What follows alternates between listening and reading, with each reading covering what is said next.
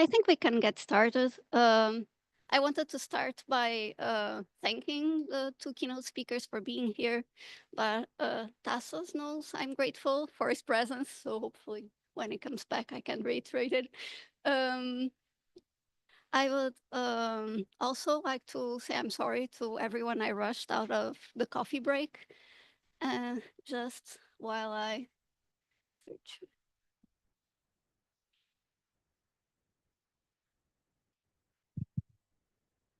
Hi, Tasos. I was thanking you for being here.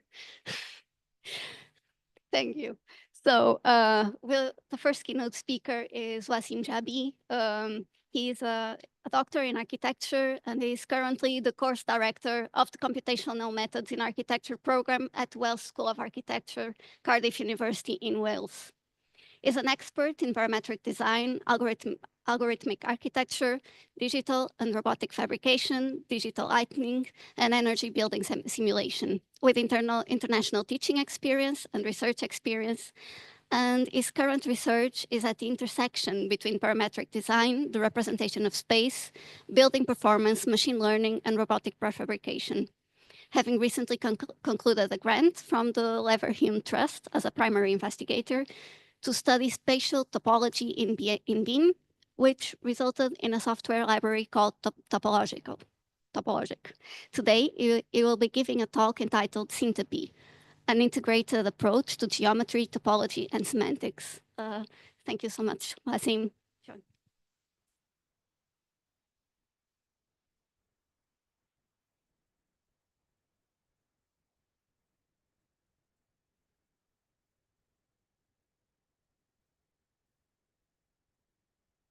Okay, is this better? Yeah, okay, good. Again, thank you for the invite to give you a talk on a little bit of kind of the research that I'm doing. One of the things that I'm really interested in this talk is actually to get feedback and to have a really interesting discussion. This is one of the reasons that attracted me to this conference, because it is not just simply people presenting papers one after the other. There's also a bit of room for discussion, and that's really important for us as researchers, as you know. So I'm going to just dive right in, simply because my slides grew from 40 slides 2 days ago to 50 slides today overnight. Less is more is not a concept I'm happy with, simply because I wanted to share more with you. So I'll try to go through them, explaining them as much in detail as possible, but also keep the pace going, because there are many slides here. And I'll explain the word syntopy and everything else. But let's start from the kind of like from the beginning, from simple principles or first principles. So if I mention to you the word square, some of you will relate that word to what you see on the screen in terms of a square. Some of you, especially if you are an urbanist perhaps, you will think of square as an area surrounded by buildings in a town, village, or city, a market square. So you either are thinking about it purely geometrically, or it has a meaning to you. And meaning, I use the word semantics, don't blame me for that, but just something to talk about, information that has meaning to you. And we'll get to topology in a little bit. But for now, we're talking about geometry that is kind of a bit abstract from everything else. But even if you go to, I think this is the Oxford Dictionary, they define a square as a plane figure with 4 equal straight sides and 4 right angles, right? So keep that in mind. But you kind of understand immediately that that is a square. But that, according to the Oxford Dictionary, this is also a square. 4 equal sides and 4 right angles, right? So obviously this is not a square. But what made you think about this is your experience. The word square already has semantic meaning to you, and you associate it, as I said, either as a geometrical shape or as a square in a city or a town. You cannot disassociate sometimes the geometry from the meaning. But also what has happened is that you cannot disassociate the geometry from the topology, from how things are connected. So when I said square to you, you immediately connected the 4 lines in a certain topology, right? Topology is mainly or simply how things are connected to each other. So you did not think about this shape probably. You thought about head to tail connected straight lines. So topology immediately entered into it. So if I tell you, well, this square is not just a square, it's made out of black and white squares in a checkered pattern. And formally, this is the formula for it if you would like to apply it formally. And also that I and J are in the range of 1 to 8. So it's 8 by 8.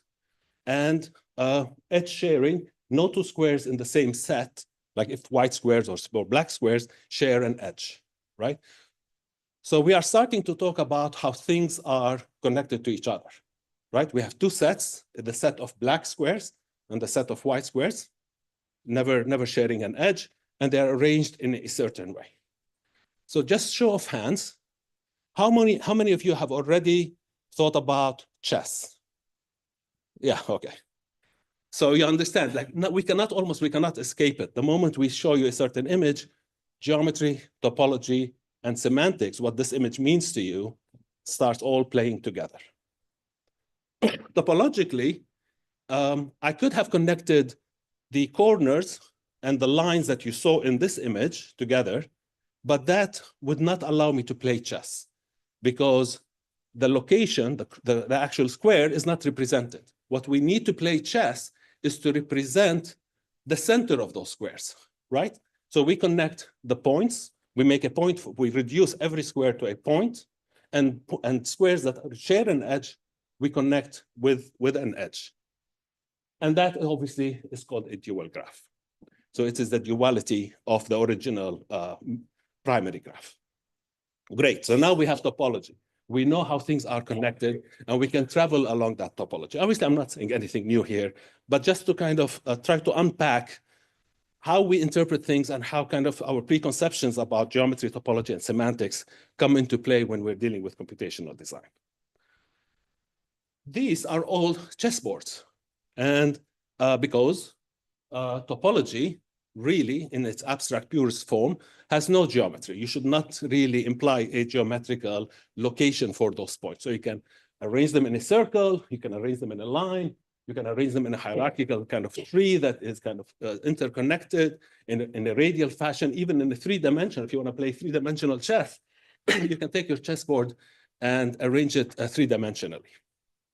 But other than this one, you will find it extremely hard to play chess because chess is combining geometry, topology, and semantics in order for you to actually do something useful like actually play the game. You cannot play chess really any easier in these types of shapes.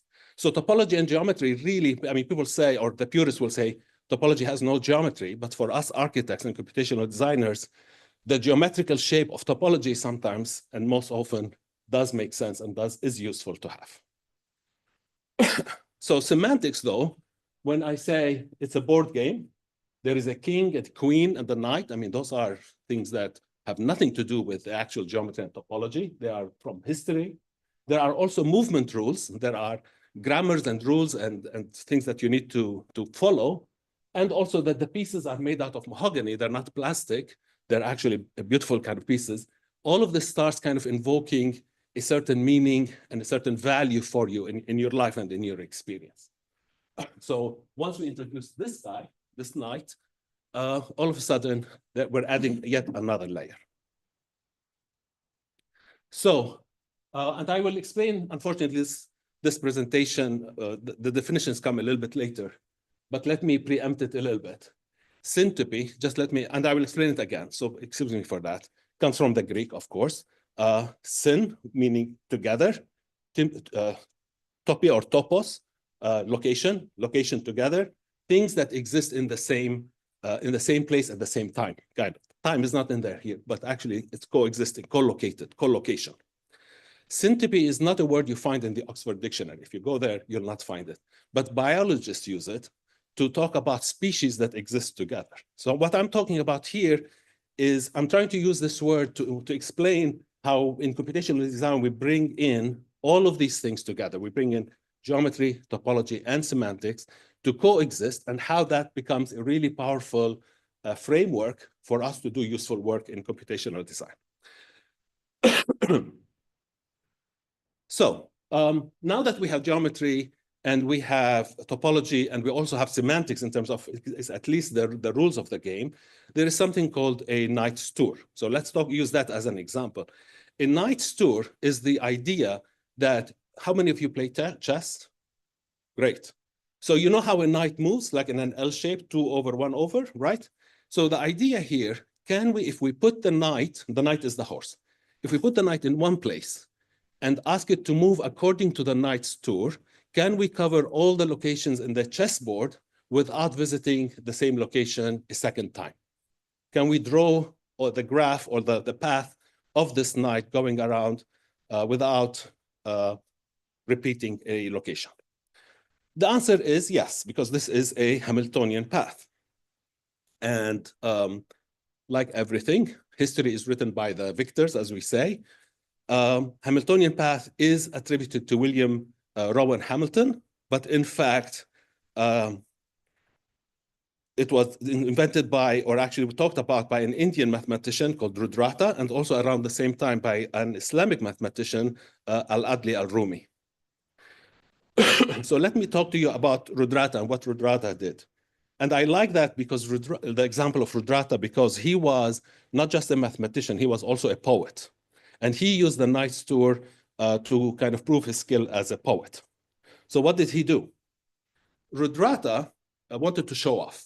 He wanted to show off his mathematical skills, and he wanted to show off his skill as a poet. So he took half a chessboard and he filled the chessboard, the pieces in the chessboard or the locations, with words or syllabi that make the first verse of a poem from left to right, okay? So that's what you would see, let's say up to here. He would just fill them in like that. And then he applied the knight's tour. He would put the knight in one place and make it travel according to the knight's tour, 2 over, 1 over, 1 over, 2 over, whatever it is, and collected those words or the syllabi or syllabuses and made the second verse of the poem, right? And he filled the second part of the chessboard with the second verse of the poem. So you can actually read it. You can't read it if you are reading it all kind of like a machine, like scanning, like raster, but you can read it if you play the knight's tour. Really fun game, fun little thing. So I decided, let me see how good I am. And obviously I'm nowhere near good as Rudrata. I'm horrible at it. But let me try this experiment to see, trying to understand it. So like everybody else these days, I asked ChatGPT. I said, give me a sentence or a paragraph made out of 32 words. And it gave me the following. It said, the diligent students, I don't know why it's talking about students, maybe because it knows I'm a teacher, I don't know. The diligent students quickly completed the homework and studied for the upcoming exam, ensuring that they understood all the concepts thoroughly and prepared themselves well for the challenges of the next day. That's what it gave me. Okay, I said, all right, fantastic. So now let me start doing it myself. Let me see if I can put a knight somewhere and see how far I can get. Can I get another 32 words? I couldn't. There was no way. The best I could do is this. If you want, take a screenshot and try it, see if you can do better than me. But basically, I started and I said, okay, the prepared exam challenges all students, and I kind of gave up. There's nothing to go after that. Then I started from a different word. Started from for, the word for here in the red line. For quickly ensuring themselves, there should be a point there, of course, ensuring themselves, the exam students studied for the, and gave up again. It does not go. But you can understand, just trying to explain how difficult it is the challenge that Rudrata took.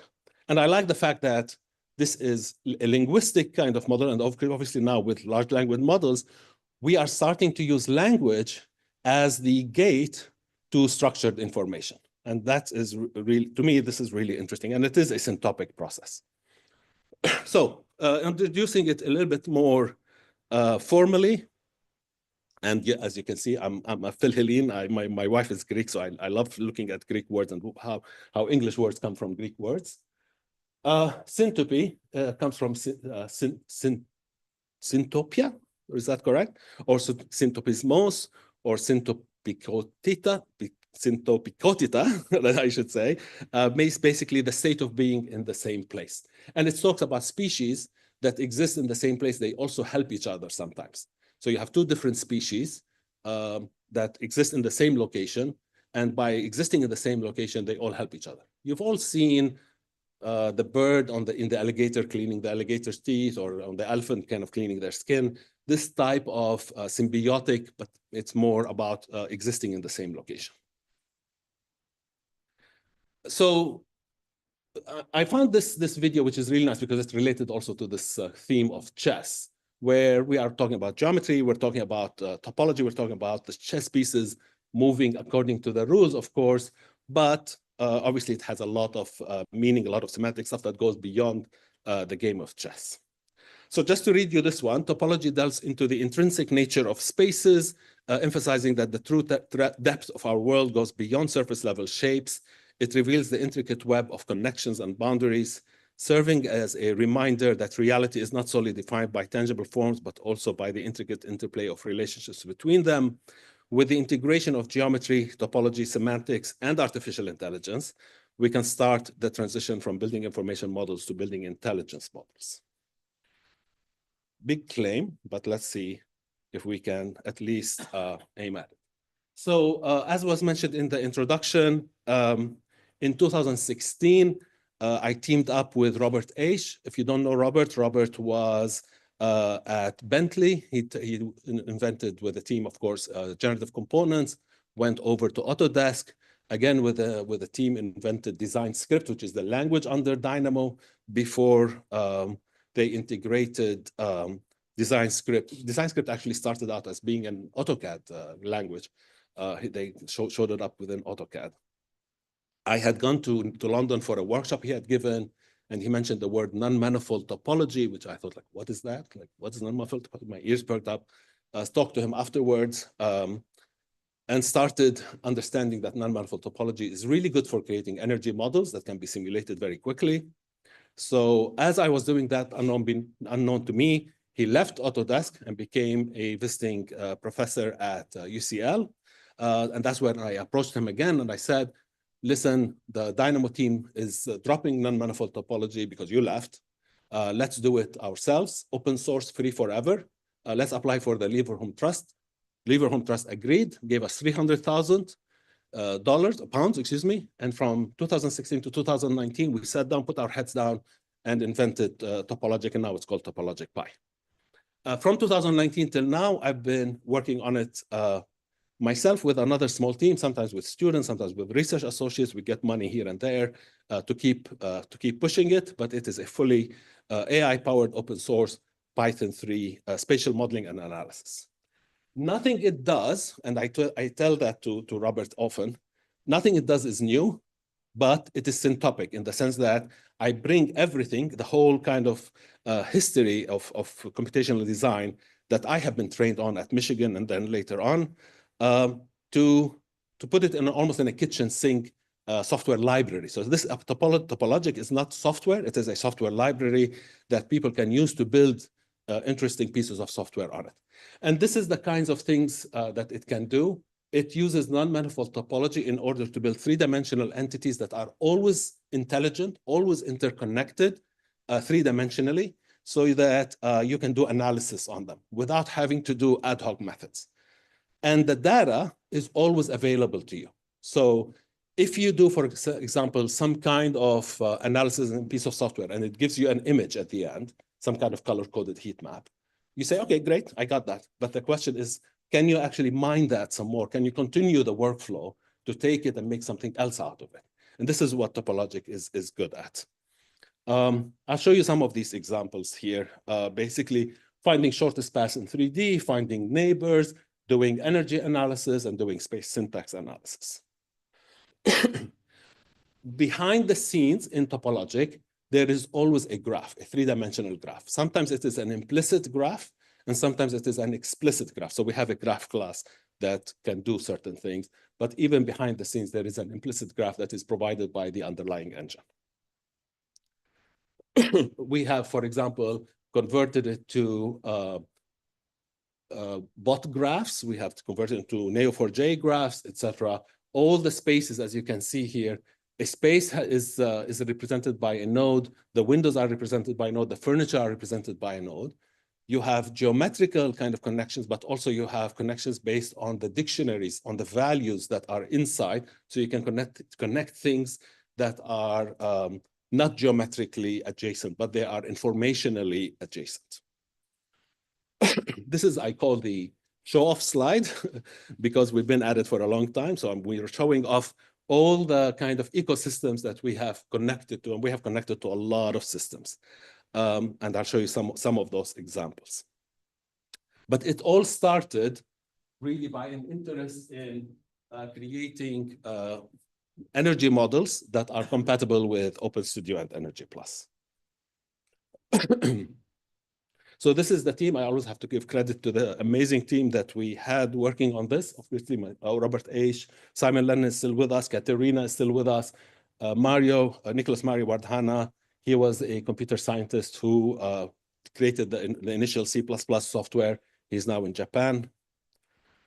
But the idea here, or the promise we made to the Leave Home Trust, is that BIM models are amazing, they're very useful, great, nobody kind of can say otherwise, but they are very ad hoc. They're very non-standard compliant.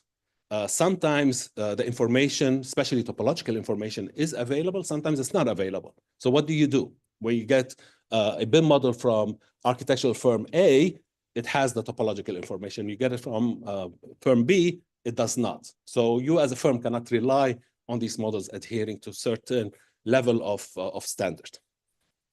So we wanted to have the data that we need as computational designers and as architects to be inherent in the DNA of the models that we are creating. You don't have to add them just in an ad hoc way.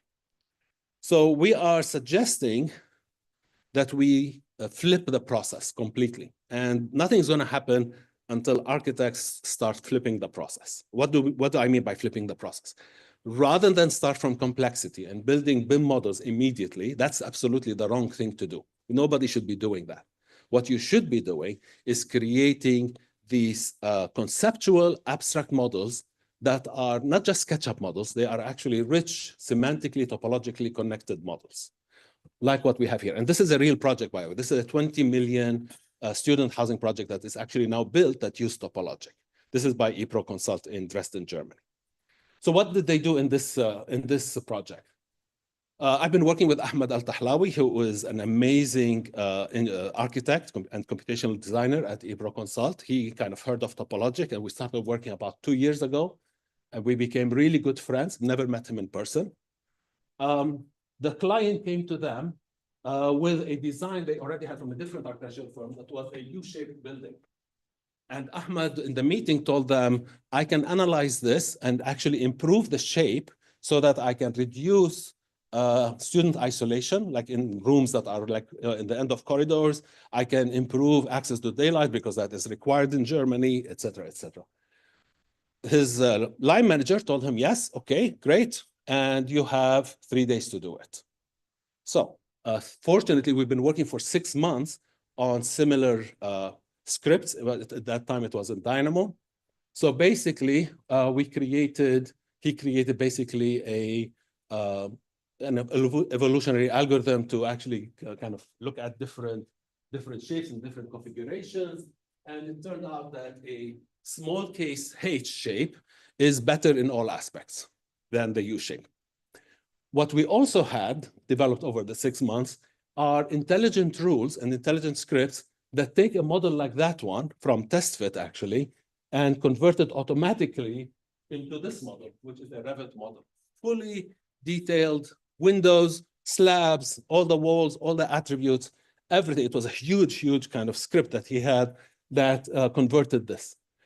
So he did not show them any of the initial work. He just showed them 3 models from Revit, 3 Revit models. And obviously that blew them away because they got 3 Revit models in 3 days. And this is the one that is now being done. So I was happy because you proved it. We proved that actually, if you follow this kind of methodology where you spend all the iteration on geometrically simple but topologically rich models, you can actually get a lot of value out of your workflow. And then you let software and AI convert to BIM models, because we shouldn't be losing time and wasting our time putting seats in conference rooms. That's just not what we should be doing. AI should do it. Here's another one.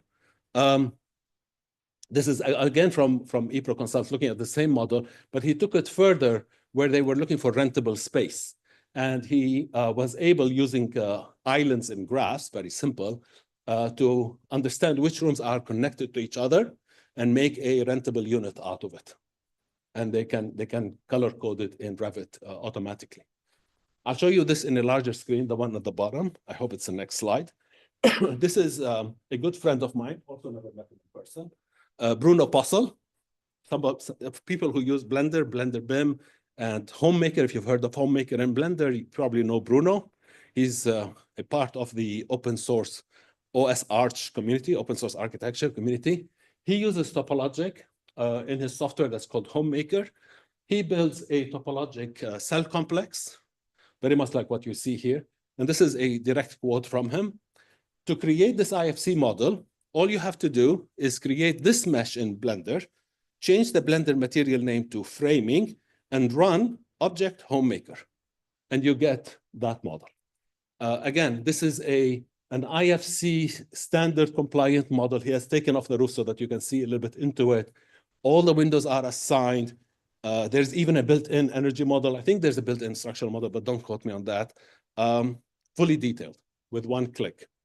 We thought, we usually make fun of people who say, oh, what, you click a button and you get like your building, but actually in this case, he is. And the reason he's able to do it is that these are not dumb surfaces. These are intelligent surfaces that are filled with information automatically. They know about the fact that they are outside walls. They know about what is next to them. This is another example where they wanted to take a look at how we can analyze a hospital wing. And again, complexity actually stood in our way. We needed to remove door handles and closets and all of that. These are not part of your design intent. If you want to know whether the nurse station can see patient rooms, you need to actually remove complexity. So complexity last, not first. So topologic pi, you can decompose something into its elements. So we have these classes, starting from a vertex, which is a point, all the way to a cell complex, but something a little bit more rigorous in the middle. But also compositional, meaning I can go from a single vertex and ask it what edges use you, what faces use you, what cells use you, what cell complex uses you, and it will tell me that. So I'm not just decomposing, I'm also climbing up that tree, which is can be quite powerful. And I can skip phases. Like I can ask for a vertex, I can say which cell complex uses, and it can tell me that answer. So as I said, there's always a graph, and this is part, one visualization of the graph of that L-shaped building. And of course, you can have lateral topology. If you have a graph, it's very easy to pick a room like this red cube or whatever red prism and say, give me your neighbors, above you, below you, etc. If you have that, if you have a graph, obviously, as we know from other software, you can get closeness centrality. But the nice thing about it is that I combine it with geometrical, or I can combine it, or you can combine it with geometrical operations. In this case, I'm just cutting the plane, the floor plan. I'm just cutting it in different ways. And every time I'm asking it to give me the closeness centrality, and I can see that kind of progressing and happening over time. Between the centrality, of course, I don't need to tell you that, you all know. Topologic, as I said, I tell Robert, we are archaeologists, not computational designers. We're finding really kind of very old concepts, very established concepts, but we are integrating them because when you have a toolkit, and it's open source and free, you have access to it. You can actually get the data and do something maybe a little bit unexpected with it. We can do visibility, all the stuff that you can do in space syntax, you can do. We can do isophysics, you can animate them. But the nice thing is, I can take that polygon and I can extrude it and make it three-dimensional. I can compute its area and volume, and I can subtract it from the building and make it a design kind of process of some sort. So everything is available. I can put my eye, of course, on a path, and I can put the target on a path, and I can also decide on the field of view. Yeah, all of these things are simple and available. We connected it to Victor. So basically, it's now a web app. You can actually try it even now from your phone. You can upload an OBJ file, just a solid model. It will cut it for you. You can specify the glazing ratio on every compass direction. It will add glazing windows to you, and it will send it to a server in Cardiff, from the Netherlands to Cardiff, calculate the cooling loads, bring back color-coded slabs, and show you the result. So here is the resulting model. But you did not have that. You did not upload something with floor. You uploaded just a 3D massing model. But you told it the floor to ceiling height, and it went and sliced this for you, added all the windows. You know, just simple stuff to do energy analysis. More recently, I teamed up with two mathematicians that have been looking at how COVID spreads, and they are preparing now for the next pandemic. And well, yeah, we are, unfortunately. So the idea here, this is a small care home.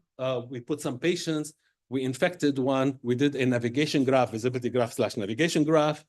We gave them a schedule, and based on how close they are to the infected person and how much time they spend next to the infected person, with a kind of a model, a mathematical model about how virus diffuses in the air, you can infect other agents. And this is kind of what happened. Anything that crosses this line, the 50% risk, they are at risk of getting infected. We applied this to different scenarios. The Welsh government is kind of evaluating this now to use for policymakers. The nice thing about it, change the design and see if your infection risk drops. So all of a sudden, architects become important because they can design spaces that create healthier buildings. We were talking with Rudy about the impact of these things. Hopefully, we will see an impact in 5 to 10 years on that. This is a paper under review right now on the same topic, basically comparing cellular office plans with open office plans and trying to create an optimized navigation graph. In this case, we switched from a navigation graph to a Delaunay kind of triangulation, but then reduced it in order to avoid obstacles and allowed the agents to move along this graph, and found out which areas gave them a schedule.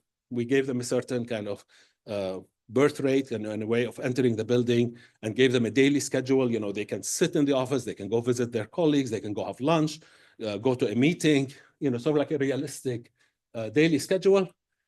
No surprise, you know, conference rooms get hotspots, lunch areas where they're sitting and eating their lunch gets to be a hotspot as well. We found out that cellular offices work better than open space for some reason. In terms of machine learning, very, very quickly, I know I'm running out of time. If you have a cell complex like this one, and if every room in this cell complex has a dictionary that tells it what it is, a dictionary is like a list of values and keys and values, you can make an attributed graph, right? You can make a color-coded graph. If you have a color-coded graph, I can export it to a series of Excel files. If I have these Excel files, I can give them to PyTorch Geometric or DGL, and I can train a neural network, a graph machine learning neural network. It can tell me, either it can tell me at the graph level that this is a medium height atrium office building sitting on a podium which sits on columns or not, or it can tell me, if I'm doing node level classification, that this is a corner office, a medium-sized corner office. Why? Because this guy here, this node, jumps around, does a random walk, and finds out I'm in a sea of offices. What could I be? I'm about the same size, and all around me are offices. I'm probably an office as well. So it can predict what a node is based on the neighborhood. So this is a PhD of mine, Abdurrahman Al-Yamani. What he did is he created a synthetic data set. He was a what do you call it? Landscape architect. So he was interested in the relationship between building and ground. So we don't have real data. So we created 1,400 fake buildings, but each one of them was evaluated whether it is separated from the landscape, it is separated with a plinth, or whether it's adhering to the landscape or adhering with a plinth, or it is actually interlocking with the landscape. It's kind of like dug in.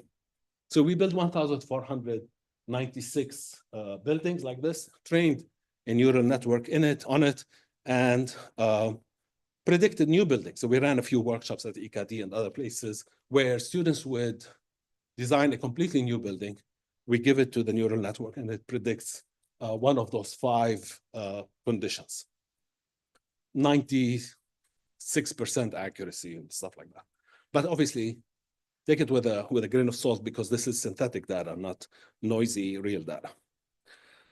So this is kind of, I'm not going to go into that. This is kind of the research methodology we go through. This is another paper we presented that is doing node classification. This is based on the Swiss modified data set, one of the few data sets that are available.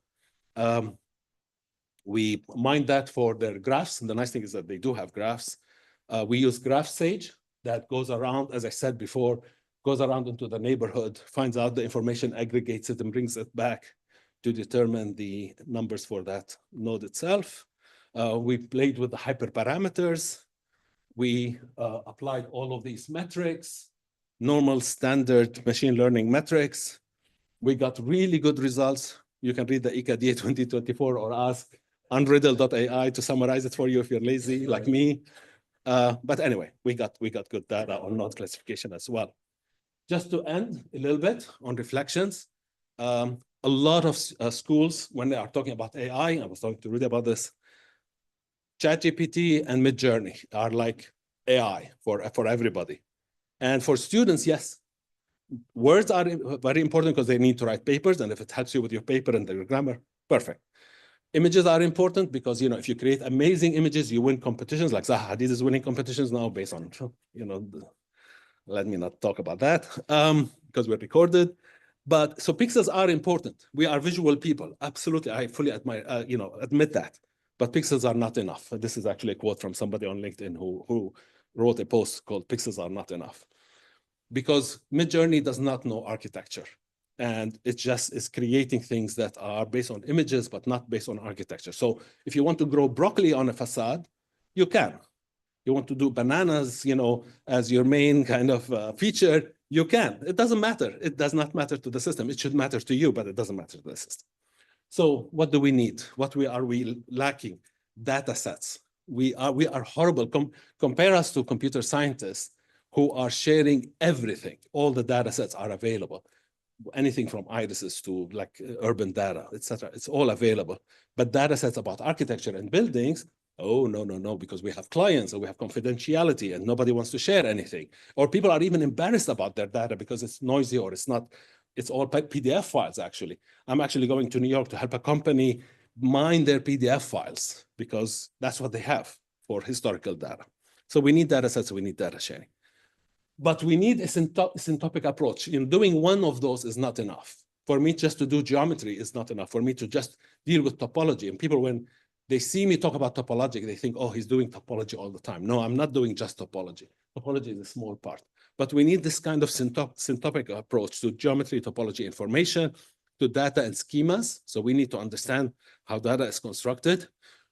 We need to make better use of AI's ability to hallucinate, because that means also exploration, not rather than just exploitation. But we do need to add common sense to it. We need to know more about context and environment, because a lot of these systems and a lot of the space syntax research as well is sometimes self-contained, internally consistent, but stops at a certain kind of level.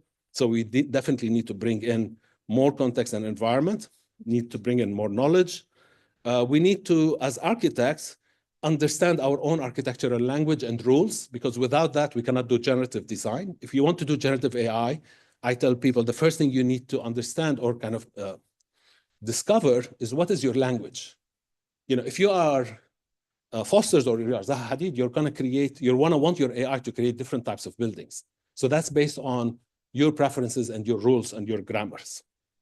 We need to do a better job of representing time, because a lot of these things kind of fail on their face when time is introduced. We've heard, I think Nabil was talking about time of day, at night, the people will use the space differently. Weather would change, so time would need to be, and time and context would need to be represented. We definitely need sensors and effectors, because sensors tell us what's happening in the real world. So if we're doing digital twins, we need sensors, but we need effectors, because I don't want a digital twin just to tell me whether a door is closed or open. I want the digital twin to actually close the door and open the door. So we need effectors in the real world. Sometimes we are focused on a single system, like topology is kind of like a single system. We need multi-agent collaboration. And as you all have heard, 2025 is going to be the year of agentic AI, multi-agents. We need to better explain our intent, purpose, and goal, of course. And this one is really important and really difficult. And I'm in no way prepared for it. And I don't know how to handle it, but I know it's important. Ethics, accountability, and transparency, because we're creating all of these things. We're all kind of cheerleading and creating all this stuff. But nobody's stepping by and saying, what are the ethical implications of that? Thank you, guys.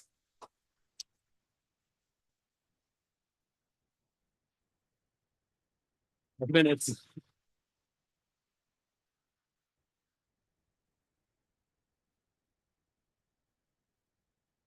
Probably blatantly copy your conclusion. Thank you. Because as if we've done it, as if we've done stuff, like, kind of recall. Thank you.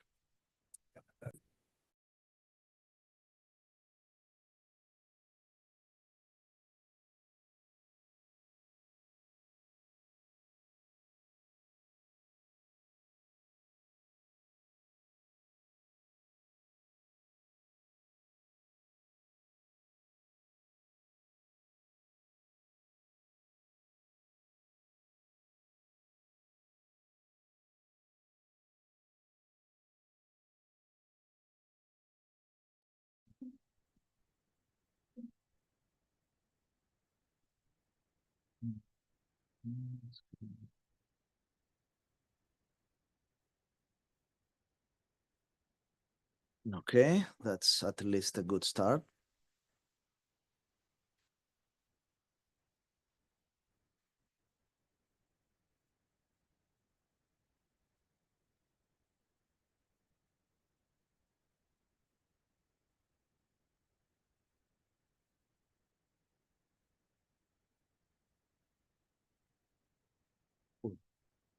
So I'm probably gonna. Yeah, you have to do. Yeah. Yeah.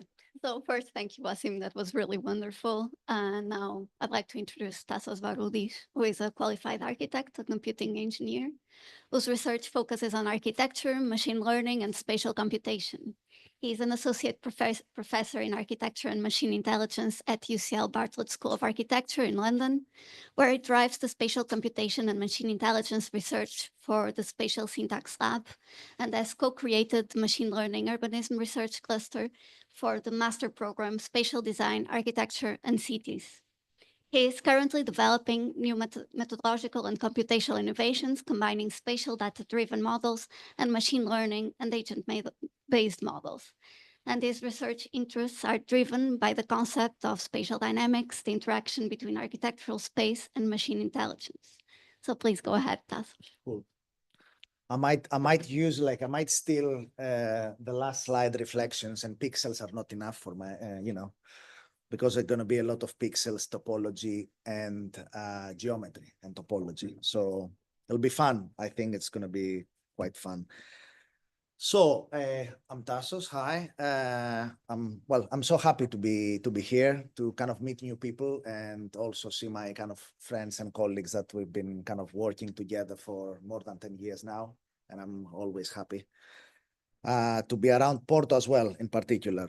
So, so I'm kind of both an architect and kind of a trained computing engineer, and I've worked professionally in both sectors. I've done my kind of architecture degree in Greece, so I'm pretty much Greek, if that, isn't my pronunciation gives it away. And then I joined kind of Imperial College computing department to do well, with the direction towards artificial intelligence before it was a cool thing and all these buzzwords existed many, many years ago. And for me, it all started working kind of with kind of new computational methods of analyzing space because I wanted to support pretty much my artistic, within quotes, curiosity of how people experience audiovisual illusions. And that was what started the whole thing for me. And since I joined the Space Syntax Laboratory at UCL, I've created a number of, let's say, novel computational methods for kind of analyzing space and across all scales, from visibility graph models, kind of small buildings, to kind of intermediate like neighborhood size models, up to continent size kind of models and explorations. So through research and kind of research-led teaching, as Katarina said, I ran the research cluster 14 for the urban design course, not the space syntax course, the spatial design course. I still find time to do to have fun with exhibitions and models like this. This is a physical concrete made installation, which is 12-meter long with real-time projection mapping of agents and stuff like that. And we exhibit work, and one of the last ones was done at the Pompidou Center, focusing on machine intelligence and design with our guys. Nowadays, of course, we kind of disseminate and exhibit a bit more online and VR because of the obvious reasons. And it's so if you're around London during September every year, you can see stuff that we do. We run kind of VR experiences and VR exhibitions every year now, disseminating the work that we do, both research and kind of teaching related research. So let's talk about the shapes of intelligible spaces. I think it is accepted in this community that what can be understood can be navigated, and what is navigated becomes understood. So intelligibility lies at the heart of this exploration, and it measures how easily local spatial cues reveal the broader surface, the broader structure of the environment and guiding navigation and cognition. So shapes of intelligible space examines how the form of spaces affords understanding, while the spaces of intelligible shapes reflects on how the spatial forms are embedded into our minds and kind of now into machines through computational learning. So by kind of studying urban morphologies and embeddings, we unlock a deeper dialogue between kind of spatial design, kind of and human experience, can exploring, let's say, the nature of form and comprehension. So in the Space Syntax Lab, we've been working with different ideas related to this for quite some time. And it's kind of fundamental for our work to kind of learn from cognitively accessible features, right?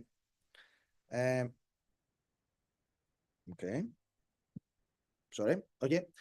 So kind of here, colleagues have created embedding spaces using a number of more, let's say, typical classic space syntax metrics and other kind of morphometrics.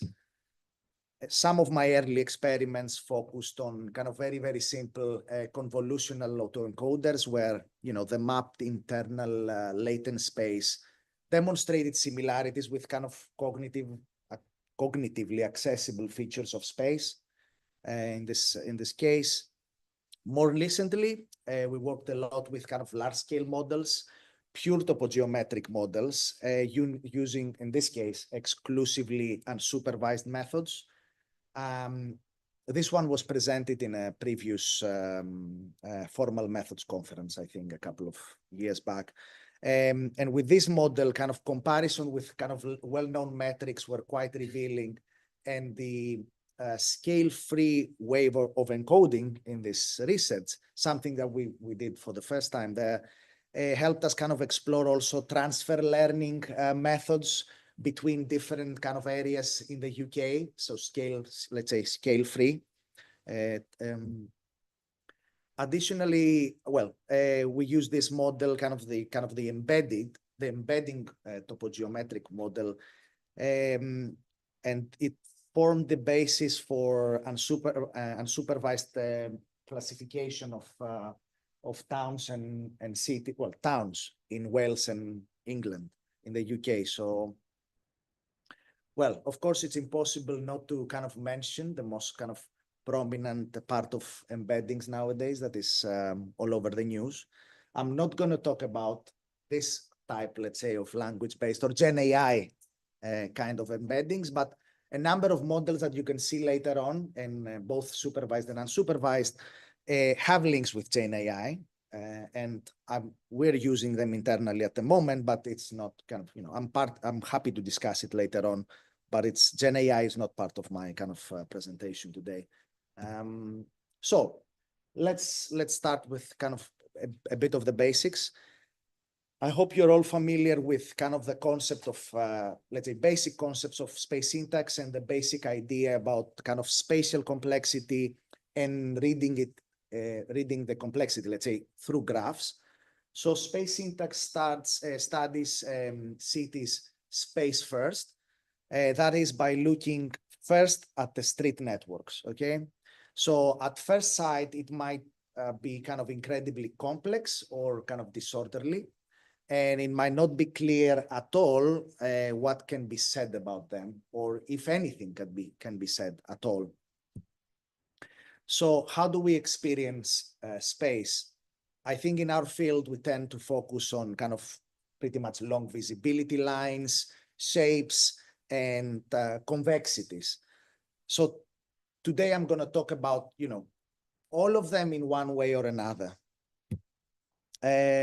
So we're driven by kind of, let's say, two core ideas: that space is vital to human activity, not a background to it, and that space is fundamentally a configurational entity. Additionally, and kind of linked to all the figure ground sort of representations that you're going to see in my work, spaces are kind of a large collection of buildings held together by the network of space in between, right? Or the street network. And the street network is the largest thing in the city.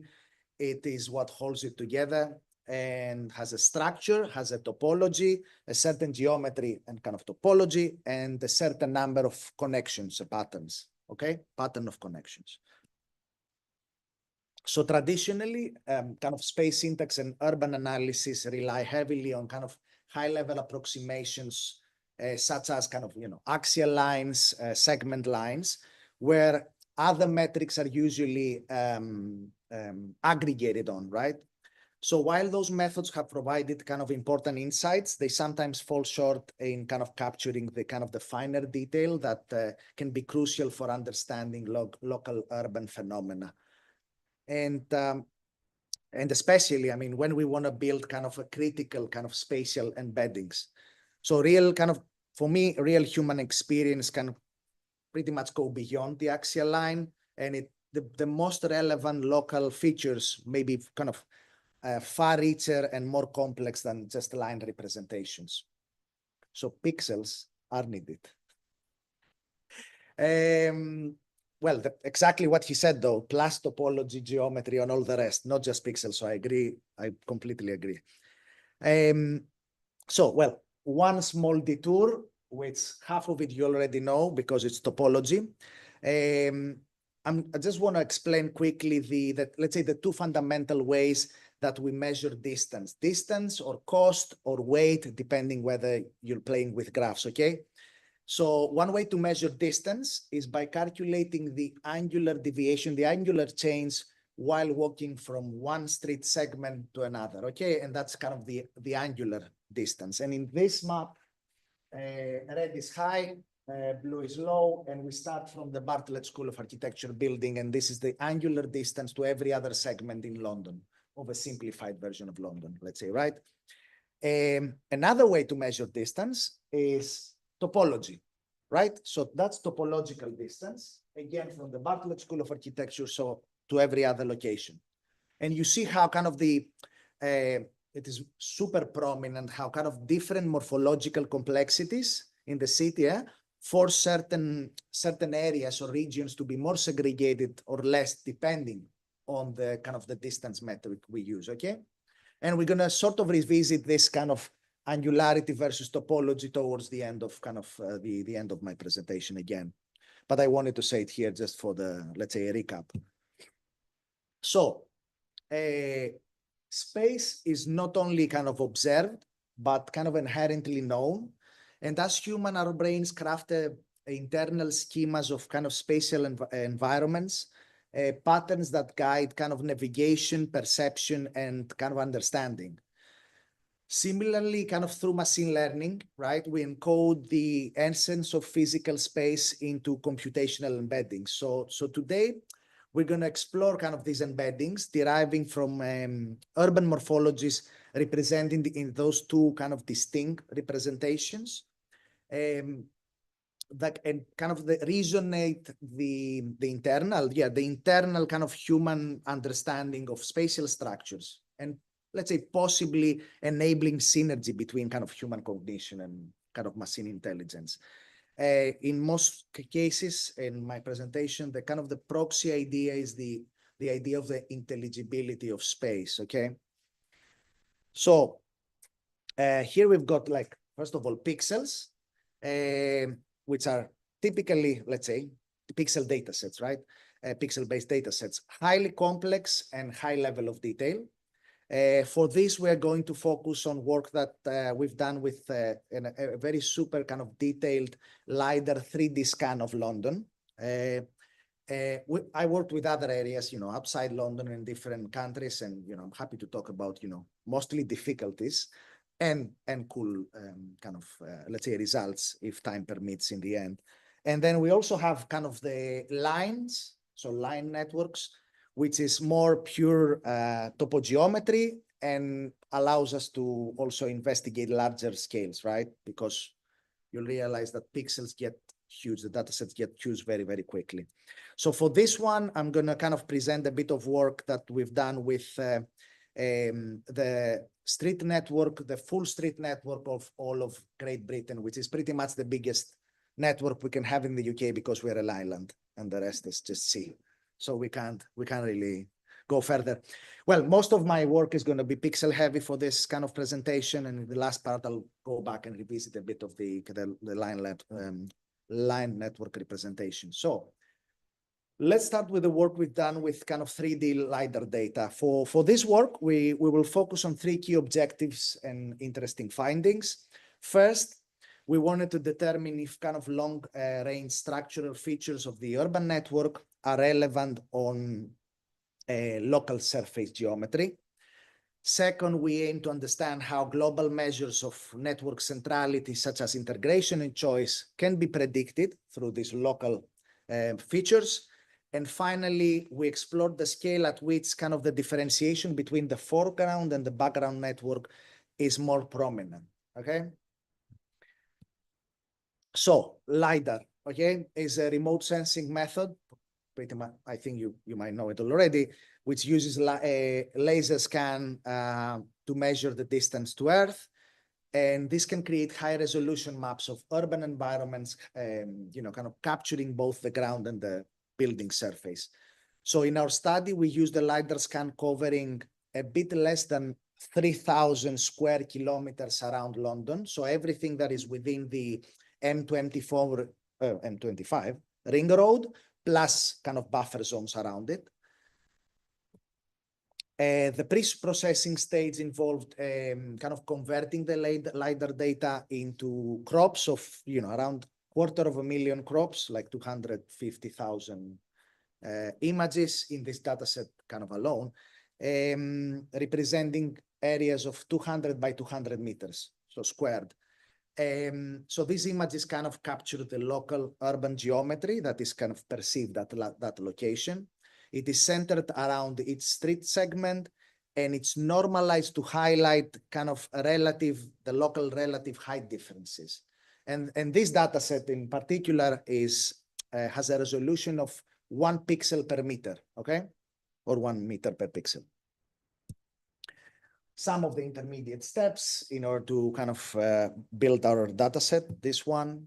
So the concept of intelligibility implies two theoretical approaches to the structure and cognition of space, which are quite distinct. In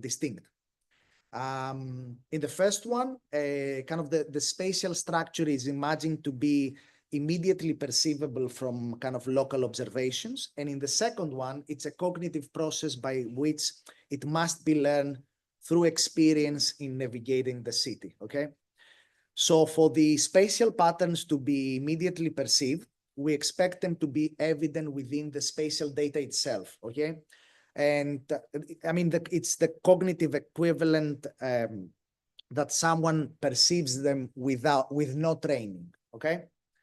So the corresponding, let's say, approach to the data are these of kind of a supervised pattern recognition, like methods like clustering and principal component analysis.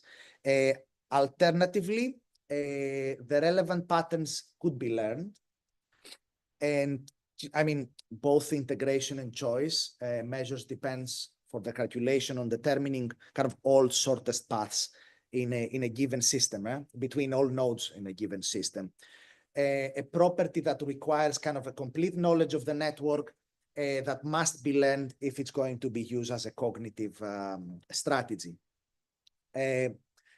Alan Penn from the Space Syntax Laboratory suggests that kind of human cognition might serve as a correlation detector. That means that we learn to recognize important features in intelligible space. So the corresponding approach to that part of the research for the data are those of more kind of supervised learning techniques. So the question here is like, can we learn patterns related to kind of spatial features by repeated exposure to urban environments? So what we did first, we built like a bit of for this, let's say, run of the project. We built a reduced data set from 200 to 200 by 200 pixels down to 32 by 32, so 1024 dimensions. Then kind of we started by performing kind of a principal component analysis, initially reducing the data set down to 64 principal components with a kind of a retained explained variance of 0.77, okay, 77%, let's say.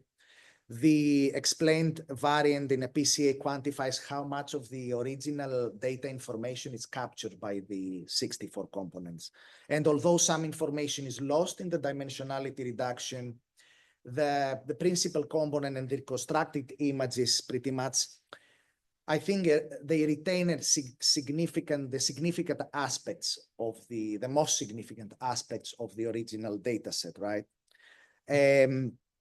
And you can see here like the reconstruction and certain like I think the core essence of the morphology is still mostly there. So the PCA results were sort of quite revealing. Let's say the first component shows decent R-square correlations with the measure of space syntax integration, indicating that kind of most significant variance in our data sets aligns well with the concept of space syntax integration. The correlation kind of helped us with the hypothesis that the structural features of our network are to a degree immediately evident within the kind of the local surface geometry.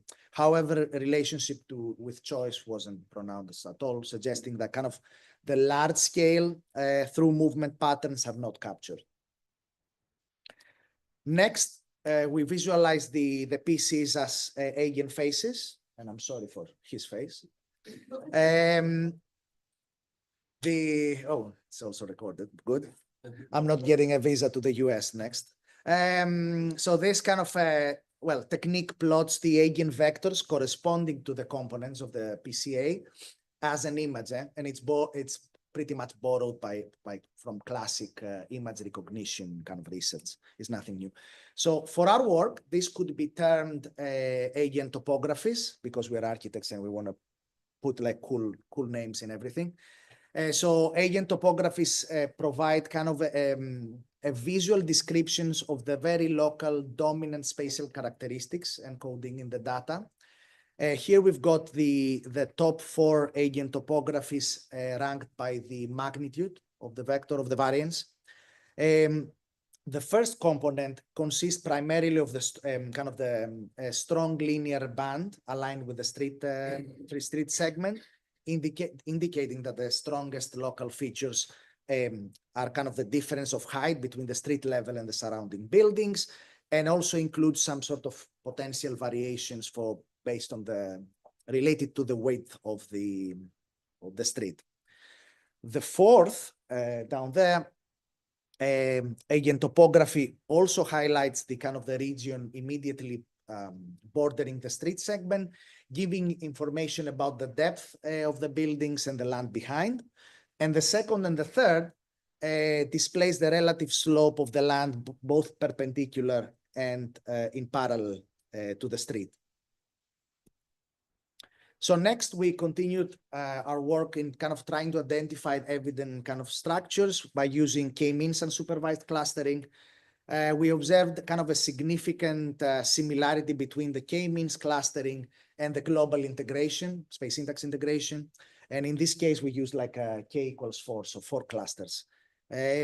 So this is kind of a sort of a strong indication for us that features in built kind of geometry more directly visible than just axial lines, let's say, or axial connectivity, can be shown to play an important role in kind of our understanding of the city. So kind of the unsupervised results gave us a bit of kind of confidence to move towards supervised models. And I mean, it's well known that neural networks are kind of super powerful tools in learning and predicting complex patterns in data. So we compared several supervised models and found that in our case, with a lot of caveats, the convolutional neural network derivative or whatever, ResNet, residual networks, okay, to be, in this case, the best performer for us, acting both as regressors and as classifiers. And we can have a very long conversation of why X or why we use this one. In our case, we were trying to find the minimum amount of the smallest, let's say, the smallest model. And this is not the ResNet. If you're familiar with ResNets and residual networks, this is not the ResNet 50 or 100, so 50 layers or 100 layers. This is a very, very small ResNet 8 layers, maximum 2 million trainable parameters. I think it's less, but let's say 2 million. And every model you'll see in my presentation ever, it's trained from scratch, no pre-trained weights are used or anything trained with cats and dogs or something like that. So we've done everything from scratch. We trained these models, the next models, let's say, using the 32 by 32 crops, single channel input, and the corresponding space syntax centralities as the targets. And all of the space syntax centralities analysis are done by Meta's software, a plug, because you're going to see the names of the values there probably. The results from our supervised learning models were quite promising. We trained the regressor, the ResNet 8, in both integration and choice, in 5 radii, so 500 meters, 1 kilometer, 2 kilometers, 4 kilometers, and 10 kilometers. And integration has a very strong correlation with learned features. The peak correlation is around the kind of the 4K radius, indicated that at this scale, the kind of the large range structure of the city can be best learned as an association of the local topographical features. The R-square values for choice are lower than integration, but still significant. And they peak around the 2 kilometer radius, kind of lower compared to integration. So having worked with kind of square-based representations, 200 by 200 meters and choice, we wanted to also test if the details of local features that have less to do with kind of the local neighborhood surroundings perpendicular to the street and more to do what is along kind of a longer area. To test this, we generated a kind of a complementary data set starting from a 400 to 100 meter crop, and we downsize it, resize it down to 64 by 16. So the two data sets, 32 by 32 and the 64 by 16, they've got the equal number of features, 1024. So the purpose here was to kind of explore how the spatial information extended parallel to the axiality of the street segment affects local and long-range correlations, keeping the, let's say, the amount of information the same, so 1024 features. So overall, the kind of predicting choice is significantly better with elongated examples. The radius at which it peaks is also much higher, estimated between, let's say, 2 and 4K. This suggests that kind of information along the street is indeed more important than information perpendicular to it. And I hope at least some of you were expecting me to say this. Now, the last part of this project was about kind of the foreground and the background network and its scale. So we reconfigured the ResNet as a classifier, predicting two classes. We first kind of worked to identify the percentage of cutoff that we're going to split in order to distinguish, well, that's the cutoff that distinguishes, sorry, the foreground and background network in our data set, in our specific data set, of course. So for this work, we've used the 10% split. So one class include the highest 10% of choice, which is, let's say, anecdotal. It's a value that also Bill Hillier used to talk about. And of course, we've done all our training with balanced classes for obvious reasons. So kind of from the plot is evident that the separating kind of the distinct foreground and background networks can be done with kind of high accuracy, with kind of local features, and it peaks close to radius 4K, a scale which is consistent to kind of the prior studies of movement prediction and the results we had from the regression models, right, earlier. Even though kind of the model accuracy in both 2K, 2 kilometers and 4 kilometers is the same, if we look at the per cluster precision, 4K gives us equal predictive power for both foreground and background network, while at radius 2K, the network performs better in distinguishing the background network rather than the foreground network. Okay, so the average is the same. So in a way, the kind of the optimal scale of classification around the 4 kilometer radius and the optimal threshold of kind of 10% of streets as being the foreground network matches empirical propositions by both Bill Hillier and others in the field, and also demonstrate that kind of such structures may have a cognitive basis through the lens of a kind of a high resolution spatial kind of data analysis. So since completing this kind of the first part of our work, I have expanded and developed the data sets and the kind of the models a lot. I worked with a number of data representations, learning techniques, kind of compression methods, and kind of encoding methodologies. And now I think, after, we've been graduating into doing novel models and kind of architectures that suit our kind of spatial intelligence framework of research that we are working on. So one of the kind of the, let's say, most interesting new models involves like a full set of 3D view cones or 3D isovists around London. So for each street of London, we created a kind of a full set of 3D isovists on different radii, okay? And each set is again kind of 300,000 3D isovists per set.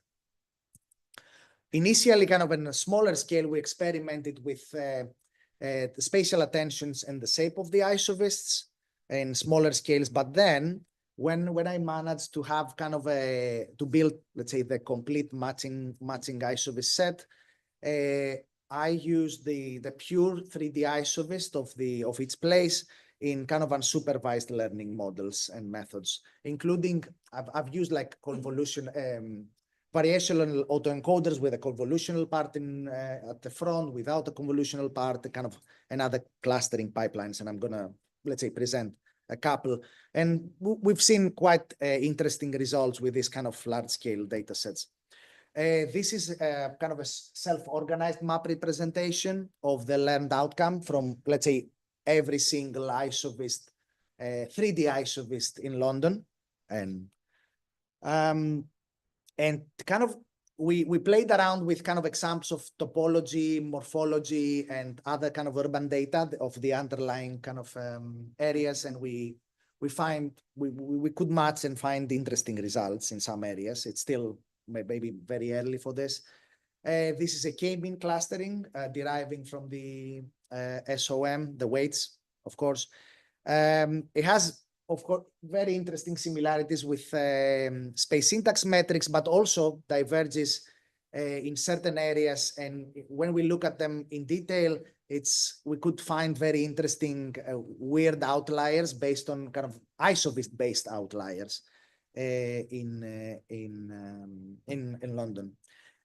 So let's jump back a bit to line network representations, and then kind of I'll finish my talk. So we know that kind of human cognition might serve as I said before, I mean, a correlation detector. So we learn to recognize important features in intelligible space, sometimes through kind of repeated exposure to them, other times but by kind of some sort of inherent schema or kind of embedding that we have in our brain and reflects that space maybe.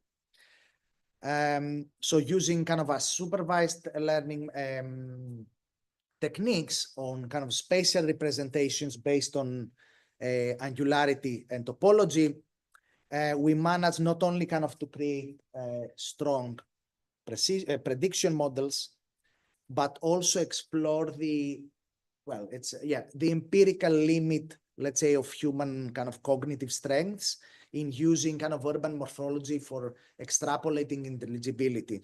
And this part of the work is kind of pretty fresh and pretty new. And on the last slide, what I'm trying to sort of link is my earlier work with kind of unsupervised neighborhoods that I've presented also in formal methods before. So unsupervised neighborhood segmentation, right, work. And that was related to natural breaks in systems. So I'm trying to sort of bridge the gap between the two. So using now line network models created based on kind of angularity and topology of the street network, and allowing different sizes of networks to be used as input, right, for the learning. We built kind of very good prediction models, and in most of our cases, we only had to use less than 30% of the overall data set as a training set. So usually 20. And then we could have like results with R-square like this. Try to keep it clean in terms of crosstalk, let's say. So both kind of angular-based networks and topological networks perform the same. Perform well, but you can see how kind of angularity in terms of understanding performs better at the larger metric radii, even though the local background knowledge is more limited than a topological network. So when we split a network based in topology, you get more background information in your local vicinity rather than, let's say, angularity. So we still saw kind of angularity outperforming. Now, lastly, using kind of space syntax choice as the proxy, we can see that similarly to the conclusion we had with kind of LiDAR topographies, expanding the input line network will not give us, so giving more information about, in bigger scales, will not give us better results, predictability, let's say, beyond the 4K, 4,000 meters, let's say, limit. Here we found something that somewhere close to 4K, your knowledge of background morphology will not enhance your recall memory, okay? And while I don't think I really know the, let's say, the full answer, and I can only speculate kind of in line with other research, and most recently, you can Google for like Sean Hanna from the Space Syntax Laboratory using completely different methods though. I think we think, let's say, that 4K is a kind of inherent intelligibility barrier that exists in many cities, okay? So to kind of conclude, as I said before, kind of space is not only observed, but maybe inherently known by kind of both, in my case, let's say both humans and intelligent machines, if we are trained them to be, of course, right? So we all craft like internal schemas of kind of spatial environments and kind of patterns that kind of guide navigation and perception and also understanding. And we probably all have some inherent spatial limits, let's say. So that's up for discussion with me. That's all.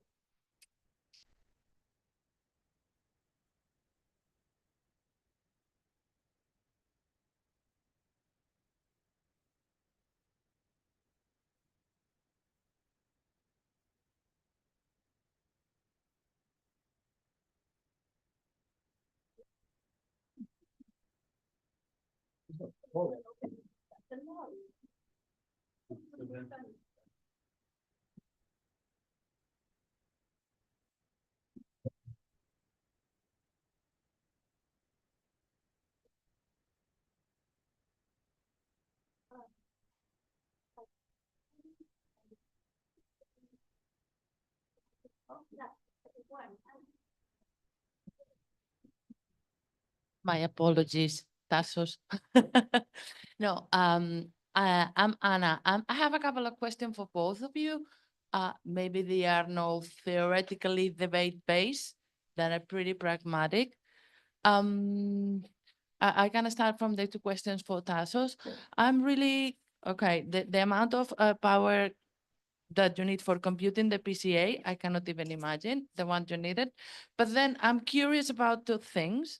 The first one are the 4 classes you said you suppose for the K-means at the very beginning. And the second one will be if you can elaborate a little bit on the conclusion you extracted from your SOM map, because you show it briefly and now at the end I know it's phrased, but I'm really curious. And regarding Wassim's work, I'm really curious of understanding the kind of pedestrian movement model that you have implemented. You have shown briefly the visibility agent working around. And also, I'm curious to know if your agents have any map or knowledge about the environment prior navigation.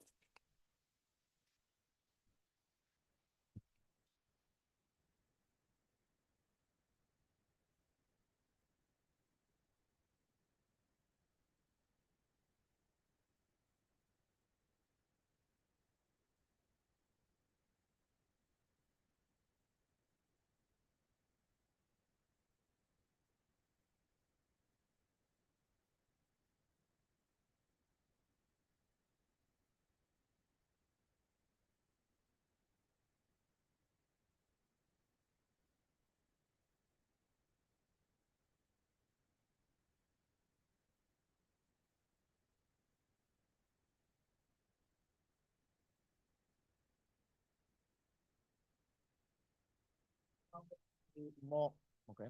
Yep, okay. So I found them to be more, there's more local information than the LiDAR data, let's say, right? They feel more local. So by putting them into a map of, you know, kind of like a 30 by 30, I think that was an easy one. I've done it with my, one of the, well, the second SOM I had is, well, no, well, okay, never mind. It ran on a laptop, so it is well trained, but it's a small one. It's a 30 by 30 thing. So that the shape so it's about the shapes of the isovist, right? So the SOM is trained to, let's say, put in a map the pure shape of the 3D isovist. So certain areas that have like a high, maybe pretty much high integration or other underlying, let's say, or maybe low,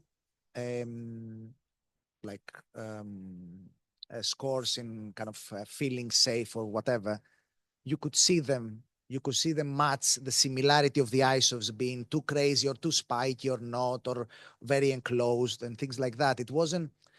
It's not, the conclusion is not the strongest, but it's very elementary, I would say, if that covers you. Or you wanted to know about what we did later with that? So to give you the next slide that is not there, is you try to use a 2-channel then supervised or unsupervised model where you use the 3D isovist plus the LiDAR data, and then you sandwich the two in a two-channel, let's say, image. And then we could create even more kind of stronger prediction models, especially if you use it across different scales, which I didn't really go into. Okay, it's also the scale factor in every of the later slides that I didn't talk about scale. The scale plays a role, if that makes sense. Okay. Yeah, I mean, regarding the pedestrian circulation, basically, we had very extreme limitations on what we could do because we needed to create a web app. So, and obviously we needed to reduce the complexity of the simulation as much as possible to make it as real time as possible. So actually now we have a web app that you upload a 3D model and you place your agents and you give them a schedule and you get your infection risk visualization back. So all of that put a lot of pressure on us to simplify the simulation as much as possible while still getting reliable results or close enough results, obviously. And that will need to continue to be verified and made more sophisticated. So just to explain to you, so what we decided to do is, first of all, invent our own very, very simplified, mundane agent simulation.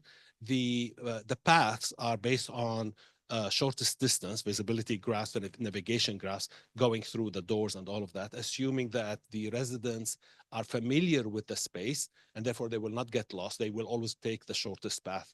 We gave every agent just very simple things like the activities per day, where they need to be at a certain amount of time, what are they doing at that location, and how long do they spend at that location. So you wake up, you go brush your teeth, you go have breakfast, get a coffee, go to your home office, start working for a few hours. So you stay in one location, go watch the football game and go back to sleep. And that we calculated the distance, of course, and the speed, the walking speed, and we let them loose, all these agents. And as they intersect, we calculated whether they are near each other, obviously not just distances, but obviously if you're near if two people are near each other, but they're across from a wall, they're not going to get infected. They're not going to infect each other. So the topological model and the obstacle model helped with that, obviously. And that was it, really. And then we applied the mathematical model for virus dissemination. But very simplified, yeah. Meta, please.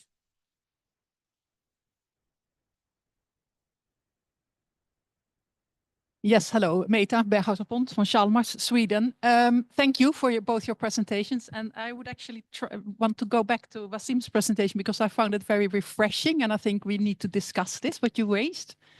To flip what you said, to flip the methodology, to reduce complexity, to actually go to the core of things from an architectural design perspective. And I think there is a lot of work to be done there, because with all the possibilities we have, we will drown in data, we will drown in not understanding what we actually are seeing. So I think this is very much needed. So thank you for putting this on the table. The question is a bit, do you also see, because it's kind of, you went to that the topological, you said everything is needed. I mean, your long list in the end, let's say, was kind of making the complexity higher again, but you kind of try to sort of go to the start with where do you start? maybe the topological understanding is where you should start, and then you can add complexity. But I wondered, is there also a hierarchy? So this is kind of a hierarchy. I'm looking for a hierarchy.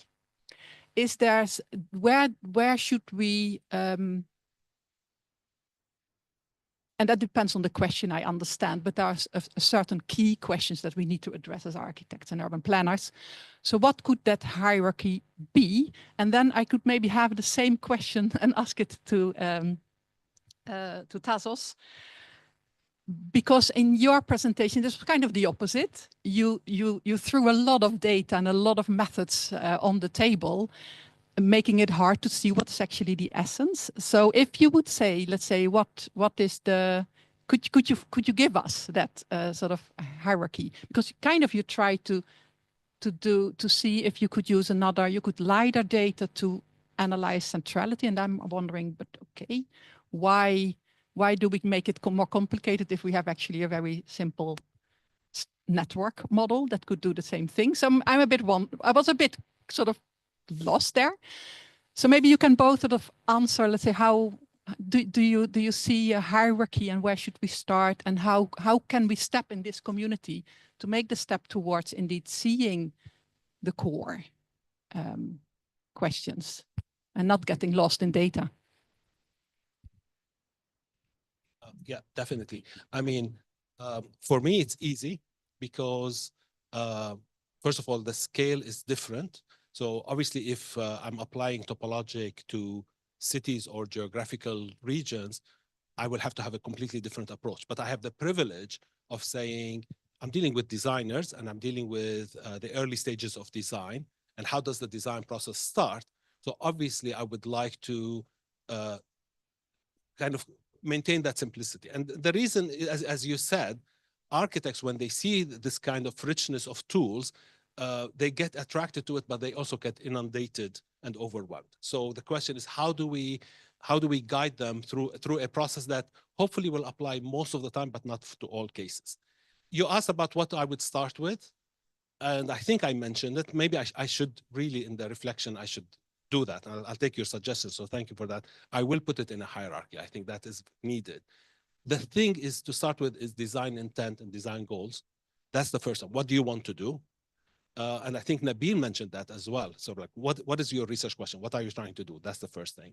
Second is, what is your language? What are the kind of vocabulary and rules that you want to implement?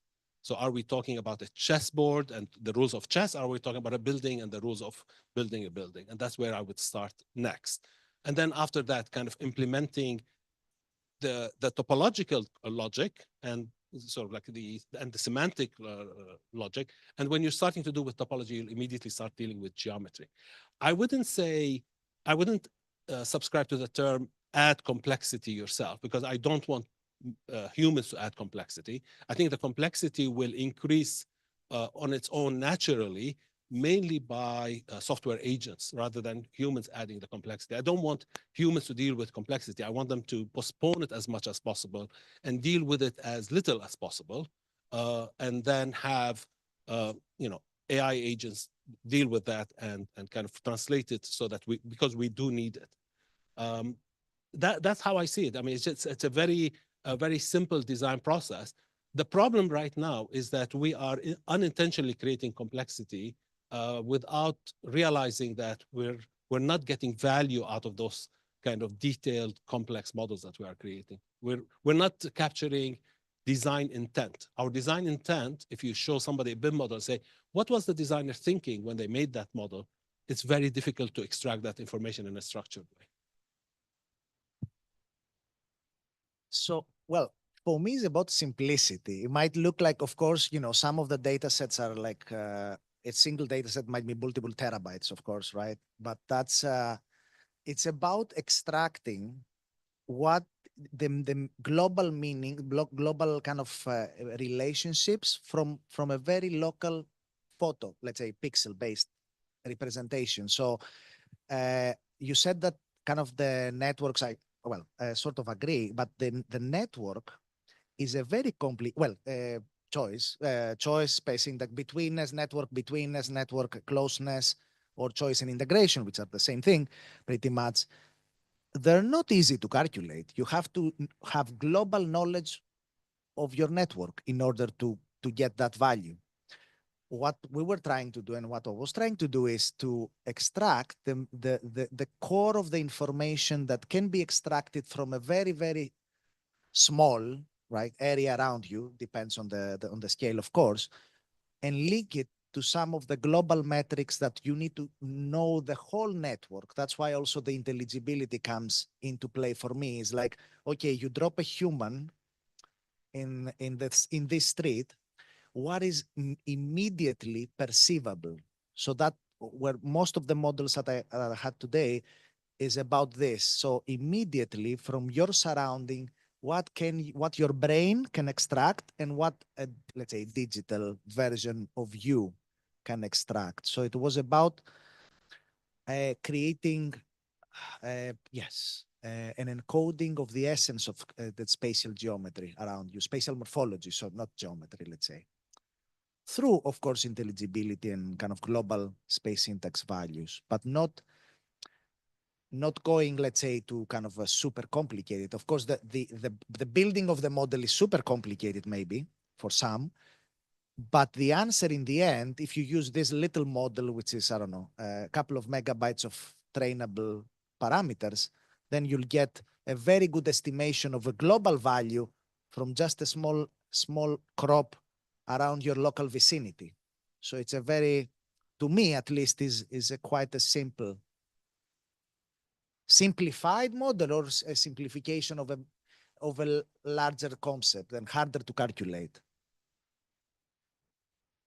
I'm not sure if, yeah, I hope you agree. You might, Yeah, okay, well, yeah.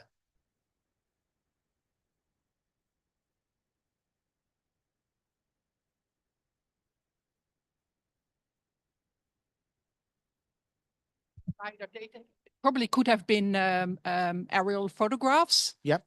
Using other techniques, let's Yep. say. So if from that image you kind of use machine learning to understand the global properties of those places, of those. Yes. And that is, of course, fascinating because you don't include the network to do that. You Yes. just do it by that image. Not at all. But Yeah. I suppose that you need. Then the question, let's say, so then I have two questions.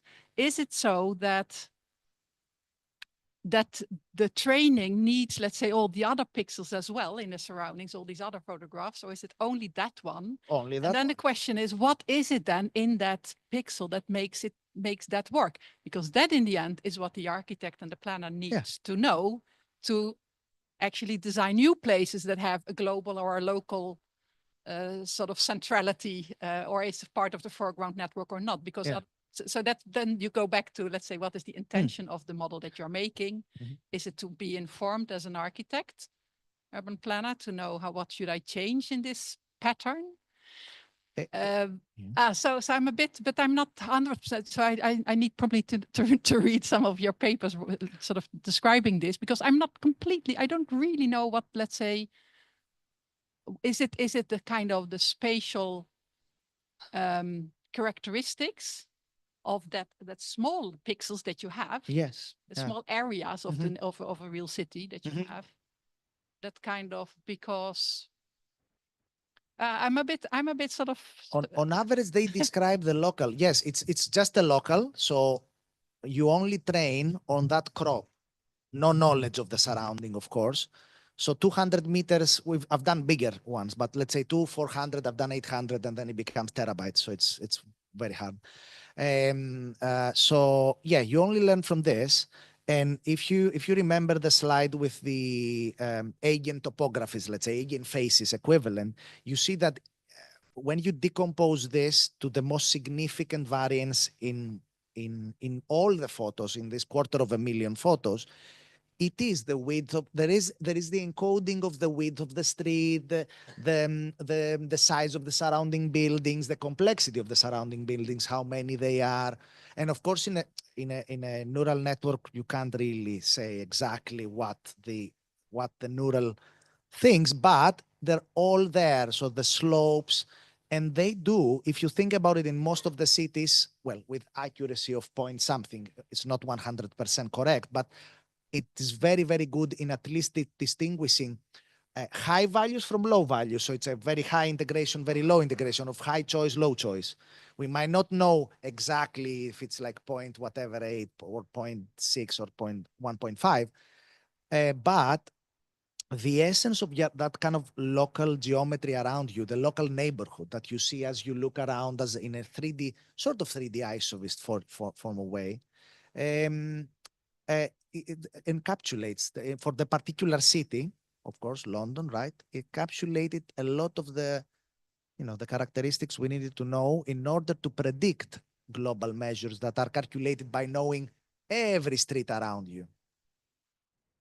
And of course, the future, let's say, direction, not future, or the current direction, because this is a bit old, is the trying to find the correct embeddings for newer system and Gen AI and all of this that encapsulate the essence that we as spatial designers and architects want to have in a system like this without having the, let's say, global knowledge. Let's say if you had kind of a, spatial intelligence. Yeah.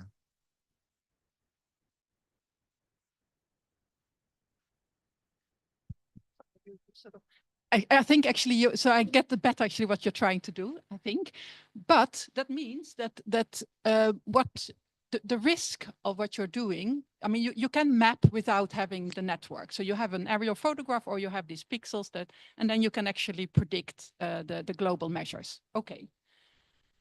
But what you can also do, if you sort of get the thing wrong, you can mimic your pixel as an architect. That's what we very often do. We have a reference and then we just sort of copy paste on a new location and hope that it will have the same outcome. So you mimic all the spatial characteristics of that pixel, but you put it somewhere else, which is actually not at all. So at another location is very off, it's very segregated, whatever. Mm-hmm. Then it will actually not perform well. So it's a good way to map or to sort of to analyze the space syntax measures if you don't have a network, but it's not a very good way to inform an architect what are the ingredients, because actually these ingredients, they are because they have been taken from reality, and the evolution of cities has been that more global streets have certain buildings, certain spaces that has, let's say, took hundreds of years to get there. But you cannot sort of copy paste that in another location. So the risk is that you don't understand the mechanisms behind why these spaces actually become global. So let's say places with a high centrality, high flow of people walking through that street, etc., etc. So you also you hide, let's say, information, topological information, I would say. And that might be a risk, depending also what the purpose is for what you're doing. Let's say there is maybe from a design perspective, there are things that you're hiding. And that is... I totally agree with you, but it's not, well, totally agree, but it's not either or. I'm not using this as I'm not saying it's the next replacement of the bread or whatever. It's no, not at all.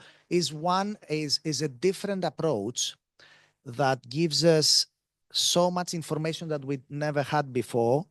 And of course, in connection with other things, yes, it's not going to replace everything. It's a different approach, and it's also a different approach that is used by other. We also need to see in the future. We've got our very good friend Tesla guy. I'm not going to name him. That was a joke. He has how many billion hours of kind of training data with 3D kind of view cones from all the Tesla cars, for example. So we need to start as architects and as people that work with kind of spatial intelligence in the traditional sense, right? Morphology, understanding morphology, what it means. We need to also start working with the data representations and other methods that kind of might be the future of robotic interaction or robotic movement, right? So more closed space, but not, of course, not replacing, yes, I totally agree with your point. The point here is not to replace everything, is to create encodings of some things, not of everything.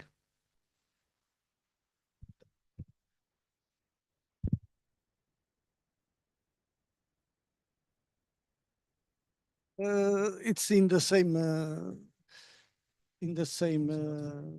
line of reasoning. Well, I was thinking of this in at least in my philosophical point of view of knowledge theory.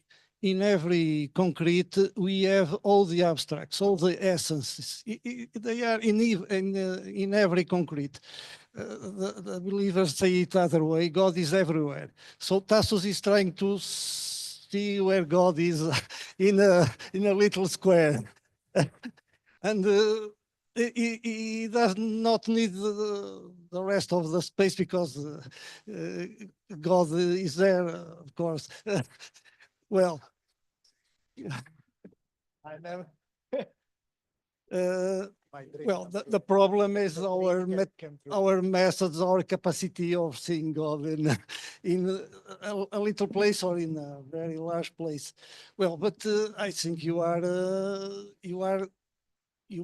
took those conclusions based on some research and in developing research, because you need, of course, much more development to get more fruitful conclusions and operational conclusions too.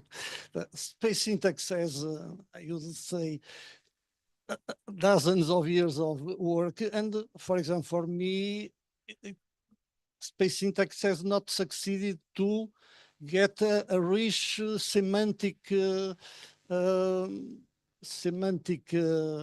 organization or conceptual semantic of space. For example, I never saw in space syntax, but I think it's absolutely able to do it.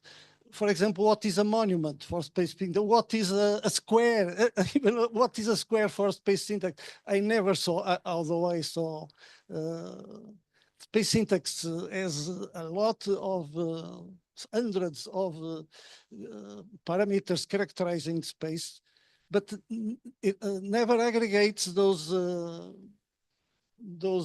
quantities, those parameters to define special zones of space and to give a rich conceptual idea of space. They have space syntax has some dozens of years of experimentation. So I'm not assigning to Tasos well, the lack of capacity. Something is a new research, and I think with very fruitful results for now. Question or just a comment? Because the comment, yes, first of all, yeah, I'm still young, relatively, yeah, okay. Yeah, well, no, well, sort of, yeah, come on, relatively. So yeah, there is, and of course, this wasn't the point wasn't about space syntax, to be honest, though. I was using the proxy and maybe like a metric that there is a lot of research about, kind of intelligibility, so global versus local, the correlation between the two, as sort of a stepping stone to work with these new, let's say, methods and models. So yeah, I can't say that I agree. I'm paid by this. But can I just say, I'm just going to comment on something slightly different. Is going back to the original question about deriving global information or global parameters from local analysis. I think it is. I think the question should be: can we actually put limits on the sources of data in order to with that kind of limitation of the sources of data affect our prediction locally? Can we go from the global? Can we go to the global from the local? The closest thing I have seen to your research is actually I don't know if you know the software called Infrared that does CFD analysis. They're trying to use machine learning to predict how wind will perform in an urban environment, right? In order for them to do that, they have to put a certain limit on the tile. And you can imagine CFD, based on where the wind is coming from and the buildings and what's happening right outside that tile, will affect a lot the analysis. So we were actually early testers of that software. And we found out the moment you move the tile a couple of meters in each direction, the prediction fails. Or the prediction is very, very different because all of a sudden the pixels have changed. So it kind of comes to, to my mind is, where do you put the limits, and can you actually do a local prediction by excluding global variables? And I think that's your challenge probably, is how can we just simply stop the analysis at a certain point? Even our graphs, obviously we stop them at a certain point. A building is easy because a building has a limit and you can stop it. You can go down to the ground and stop it. But with a city or a region, it becomes a difficulty. Where do you draw the border? Yeah, that's great. And that's why, sorry, for my last, let's say, a couple of slides where the graph became, sorry, where the input data became again a graph, a line graph, and a graph that has, like, let's say, limits, topological or angular based limits. Then that's why I wanted to do this comparison, because then again, we saw similar limits to the knowledge we understood from a very local to a bigger scale, up to a graph of 4 kilometers. So the knowledge beyond the point, the background knowledge in that graph, even if it was topological, which gives you more close to you background knowledge, we saw that it's not really helping. And that's why the R-square correlations at 4 kilometers was exactly the same, whatever the size of the input graph. For us, it was a bit of a new thing. It happened out of luck, maybe. I don't know. We weren't looking for it, but it was evident. That's why I used this one, because it was also something that I wasn't expecting pretty much. But yes,